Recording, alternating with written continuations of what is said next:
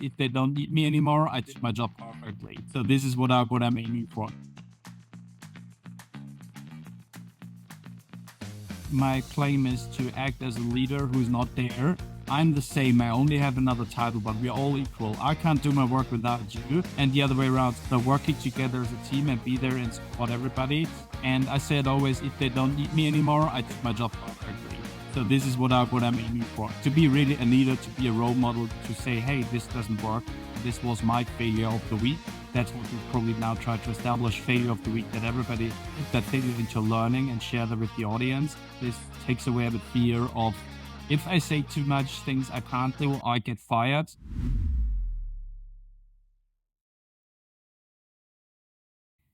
Hi everyone, this is Kovid. I'm back with another episode of groCTO podcast. And today with us, we have a very special guest. He's head of engineering at Sky, Germany. He is also a founder of a software dev agency. And he has been leading engineering teams from past 10 years now. And today we are going to talk to him about how to lead those global dev teams because he has been an expert at doing that. So welcome to the show, Christopher. Great to have you here. Thanks for having me. I'm really excited to be here, part of the great podcast. I get to know this and also the last months and with key insights, and I hope I can provide some of my learnings from the past experience also to your great audience. So happy to be here.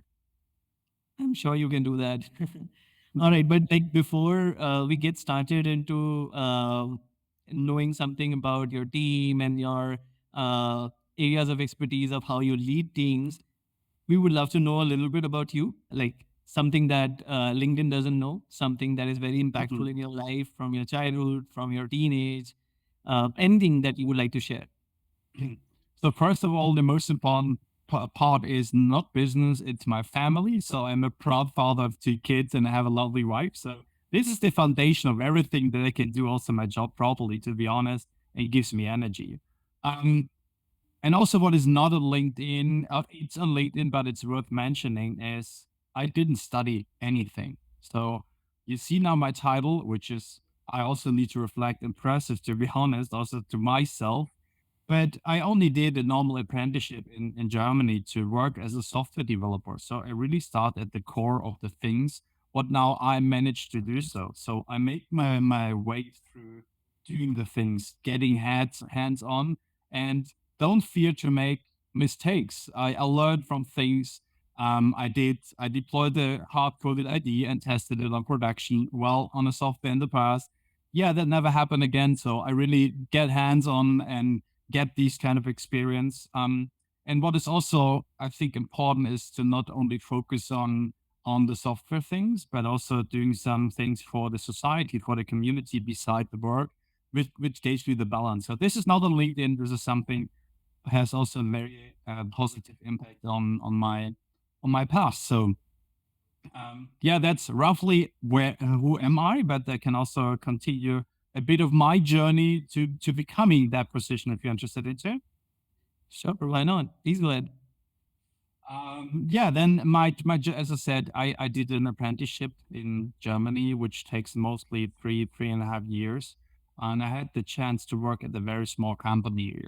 It's not, the company doesn't exist anymore, I think, but I got the chance to work in a very small team with great experts. And I got responsibility from day one. So didn't develop something for the trash. It was really then something which can go to production, of course, with review process, etc.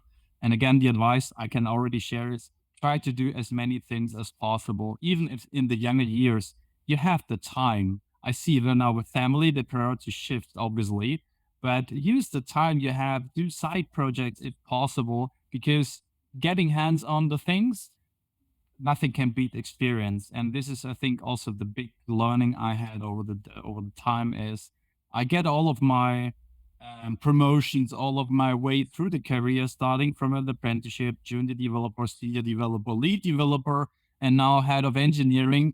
And through my experience, I did hands-on and I can prove, showcase what I did, starting from coding skills, simple HTML page for with a simple contact form, everything. So I get my hands on different things to get get the knowledge. And I think knowledge and experience beats most of the things, but you can't study it. You need to get hands on. Yeah. Just briefly, and now I'm here. Yeah, no, I think that was a very nice intro, and I think we now know you a little more. And one thing that I really loved when you said that it's not just about work. There is family, there is community that you want to do for.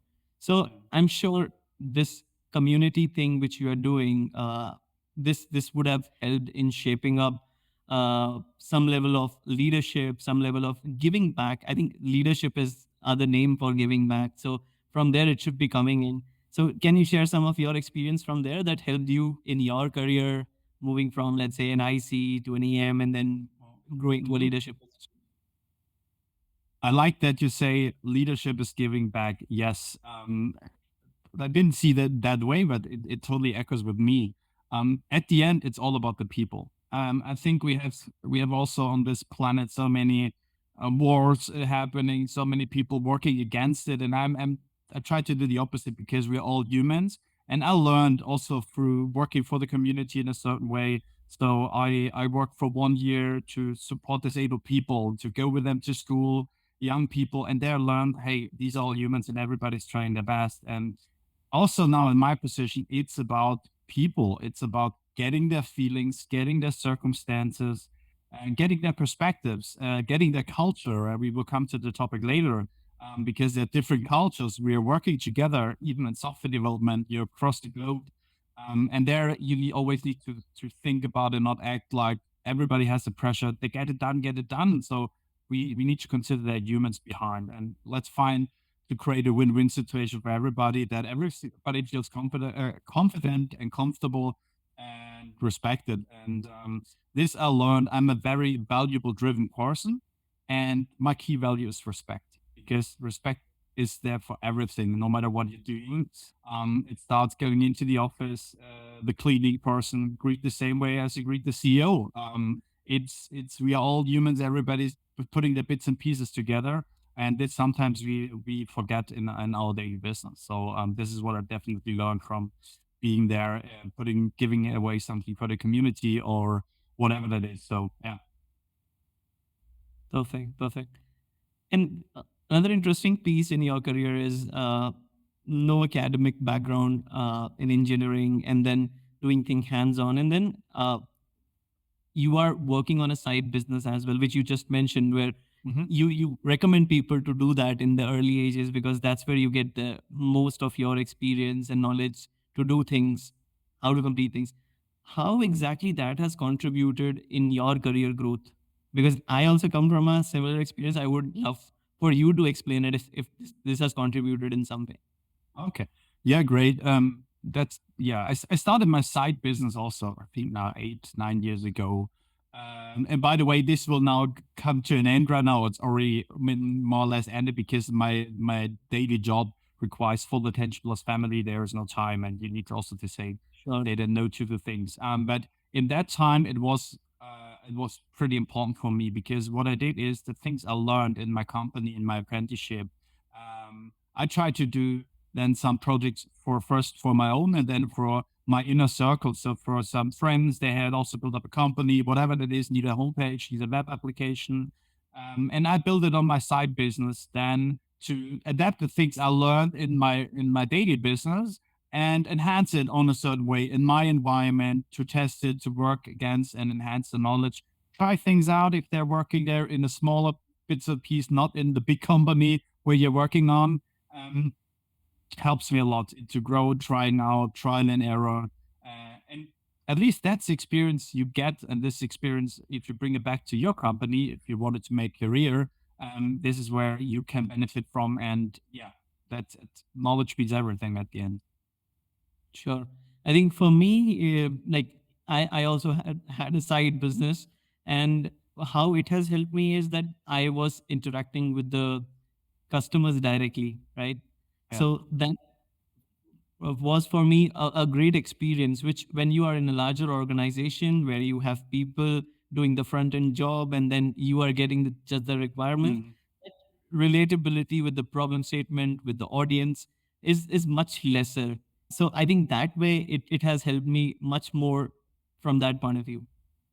Interesting, because we at Sky, we have our claim is the customer or the users in the center of everything. And I have I'm a Sky or a soccer fan, and Sky probably just to name it what we're doing, because there is probably conflict with the audience from India because Sky Tata Yeah. is known, and it's a bit of a different thing than what Sky Germany is doing. So for you, we are the major entertainment provider here in Germany for pay TV. We have sports, mostly the Bundesliga, so the German soccer football rights we have in place. Also, own produced movies. You can watch Netflix and stuff over our platform. Either it's streaming or it's our Q receiver. And as I'm a big Bayern Munich fan, I used Sky, or previously it was named Premiere for a long time ago. So I'm also the customer on the one hand side to use our product and know what's going on and know the issues and can bring it then into and learn from it on the other side, which is now a great benefit. But I can echo it. It's definitely one of the key things to know who's your audience and what are the users and what are the customers, and go out and get to know them. What is their behavior in order to deliver them the best product, the best experience they can have. Sure, sure, absolutely. All right. I think that was outside what you do at Sky. Most of it we discussed. Now, moving in from that note into the world of Sky, where you are heading teams, and uh, most of them are remotely working from India, from Germany, and other parts of the world. So, first thing I would like to understand, like, how things have changed in the last 4 or 5 years from your perspective. You have grown from a manager to a leadership profile. What were those things that came into your role as a responsibility that you took up with these global teams that helped you grow here? How was the experience the last 4 years? It was an amazing ride. I think every step has their challenges in a certain way. Um, Being a developer, you can then go to either other developers or have your Scrum Master and feature teams. But coming to be a leader for such a big team. So my team is currently, we have 5 people here in Germany, and we have 15, 16 right now sitting in Chennai, India. You have to think about different things. You have to think about the team harmony, how the people working together. You have to think about communication. You have to think about values, how everything works then together, and not only getting the code done in a proper way with all of their quality checks in between, but also that I need now to consider, and there helps me to get the experience in beforehand to know what is technically possible, what we need to in order to shape the best and the most effective process. We will talk about that, I think, later also, what can be done there, but also yeah, to consider, as I said previously, the different perspective. Everybody is on a different level, has different circumstances. Somebody is now getting a father early, so probably not that much focus on work, which is fine. We need to deal with that also to support wherever we can. Somebody's getting sick, and all of the things you need to consider. And it was also a big change for me, and I'm still in progress, to be honest, because I started my journey as a developer, and I love to code also. But so much coding in that position is not possible anymore. And you need to build up your team where you can trust and give them the task and get it back done in it, or getting the right feedback, whatever that is.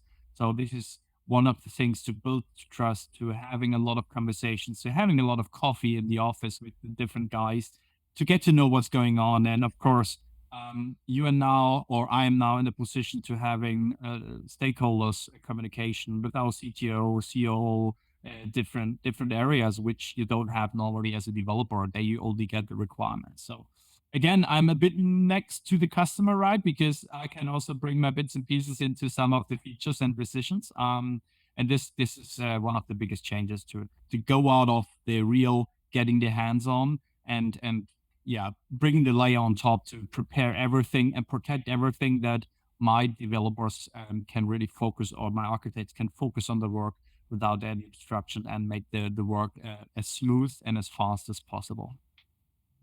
But I think in your case, as compared to, I would say, a single culture, a uniculture team, your case is different. You have people in India, across the globe.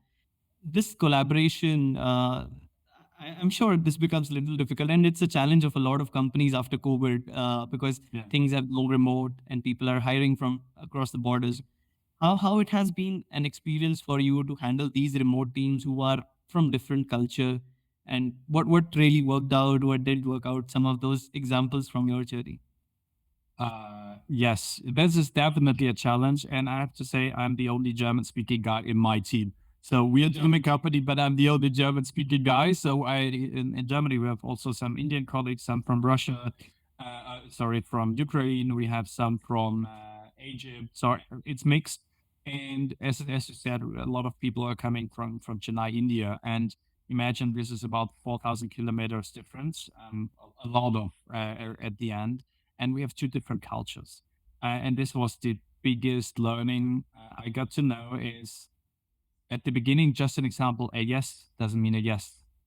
We had some requirements, we talked about that, and I got the feedback, yes, okay. And then I assumed the ticket will be done, but it was only yes, I got to know that I need to do that, but not yes, I understand it. So there's a communication, a learning over the time, which the whole company has to do. So we all need to transform here at Sky and also at Comcast Engineering in India, that we are going together, find a way of communication, get to know the other culture, the other people, the other behavior, how they're working.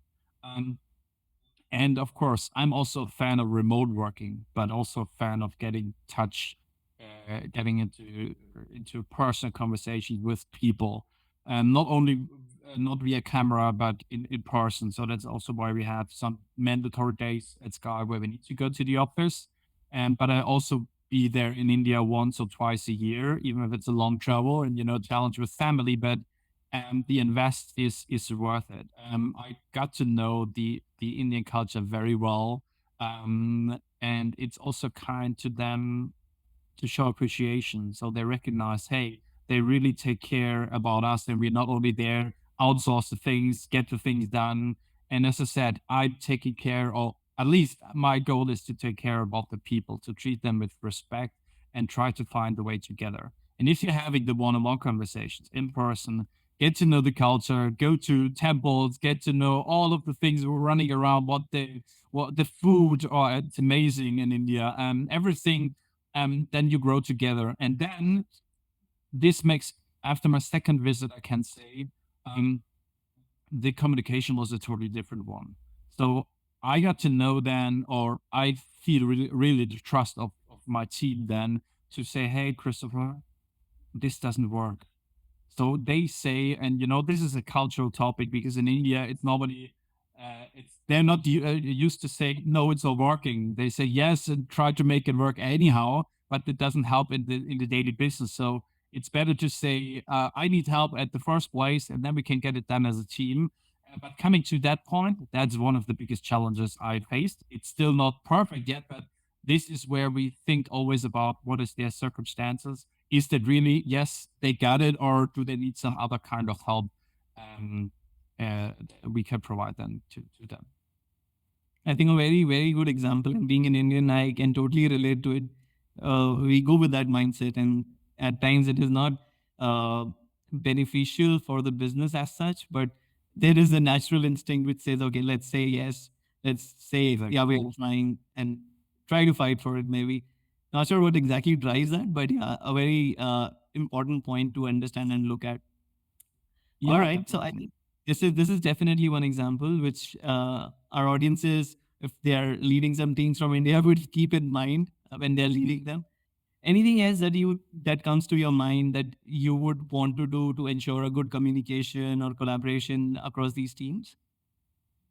I think when we stick to the topic is to be the role model.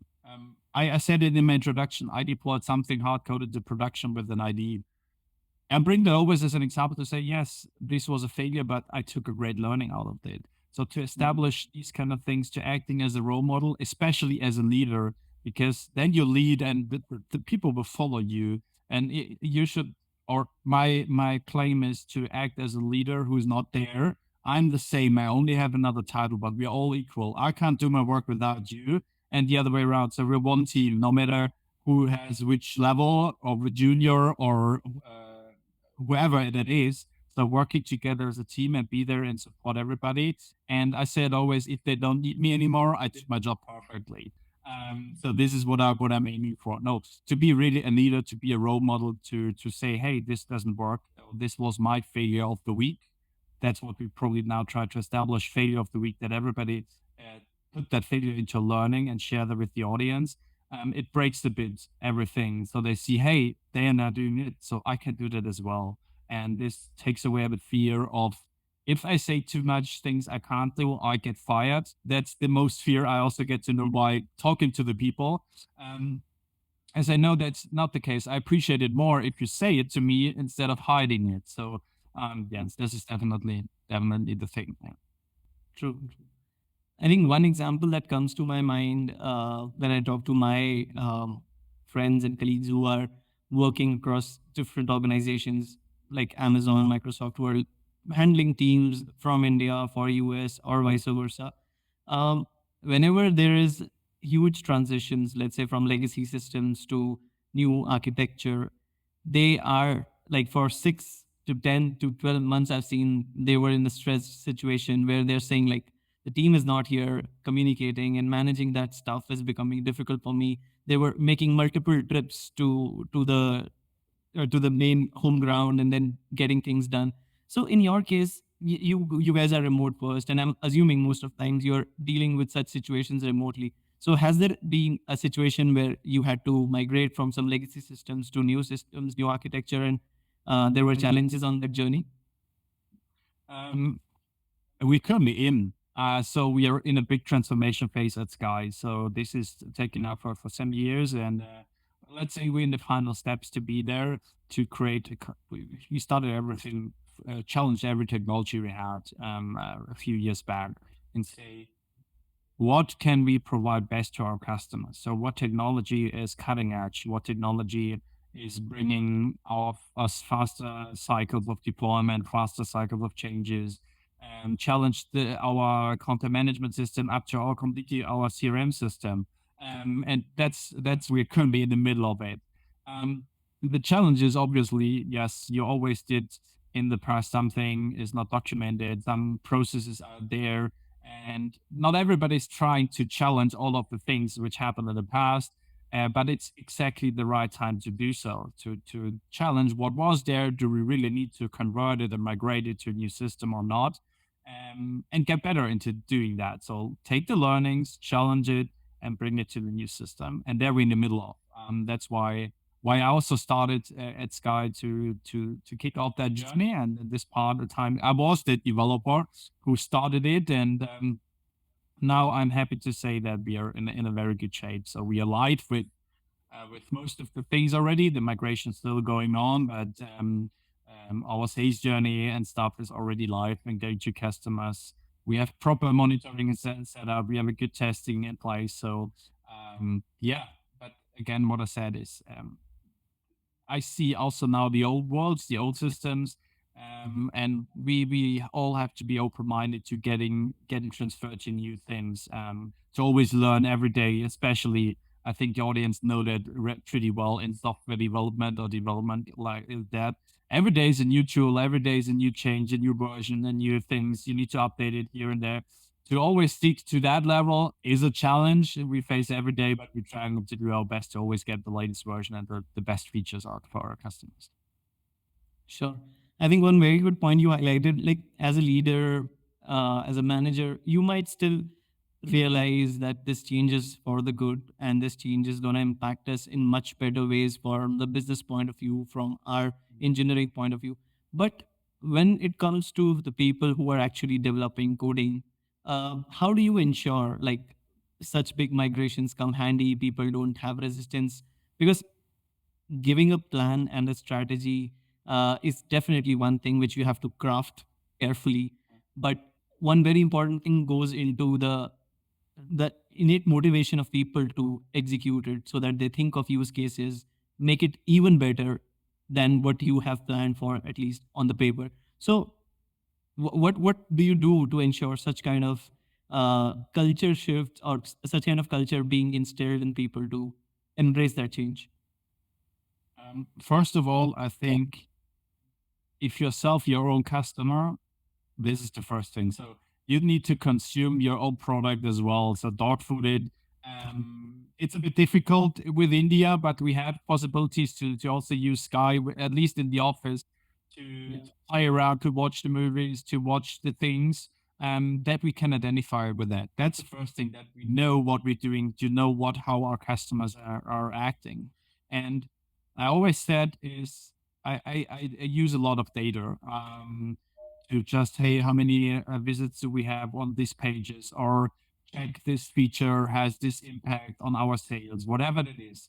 So using that data to show, hey, the button you're changing right now is not only a color change. This has a psychologically thing. If you change it to a green one, to give a positive feedback to our customers, that they will click then and buy the things. Just a stupid example.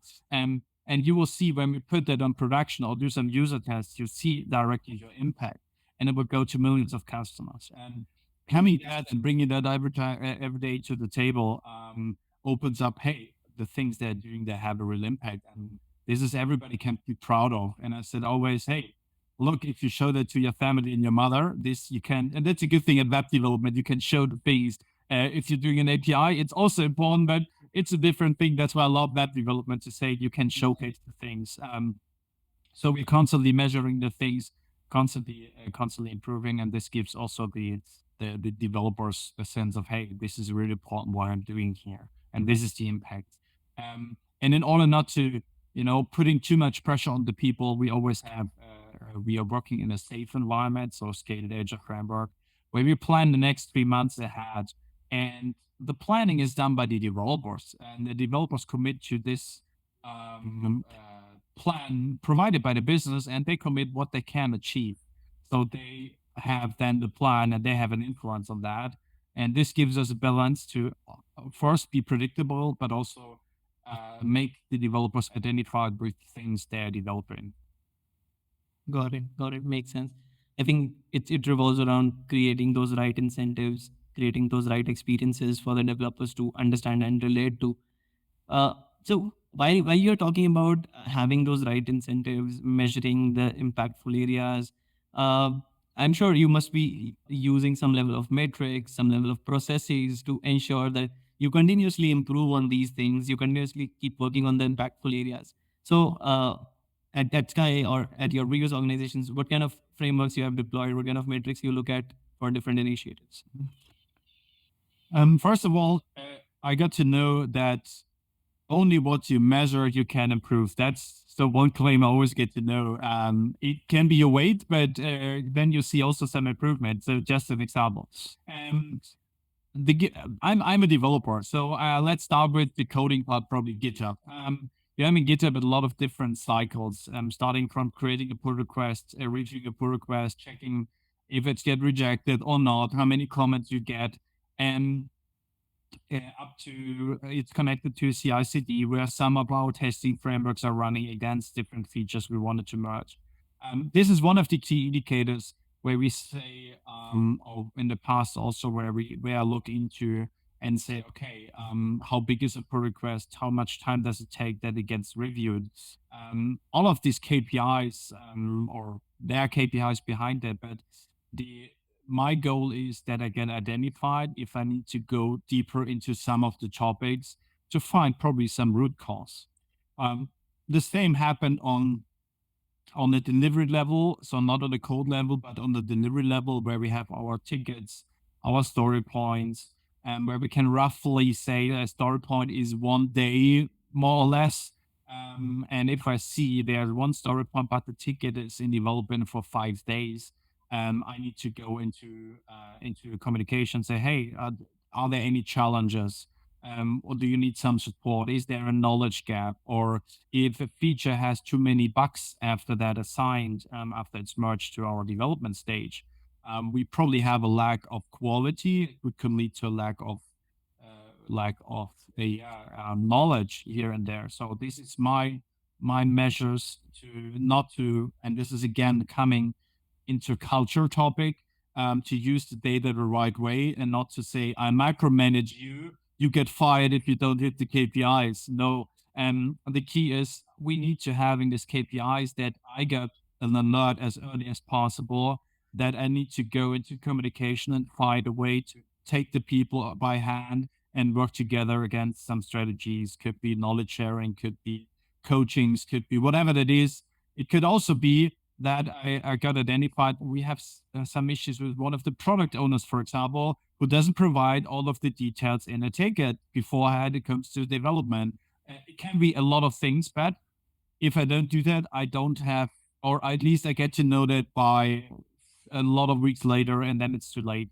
So gives me an indicator where I need to get into communication to improve the process, to improve the people, to make them better, and yeah, to support them. Makes sense. I think very rightly said. Using these metrics always makes sense, but how you're using it will ultimately be the core thing, whether they're gonna help you or they can give back. So yeah, I think great advice there, Christopher. And I think in the interest of time, we'll have to take a pause here. Though I really love the discussion and would love to deep dive more into how you're managing your teams, but maybe another episode for that.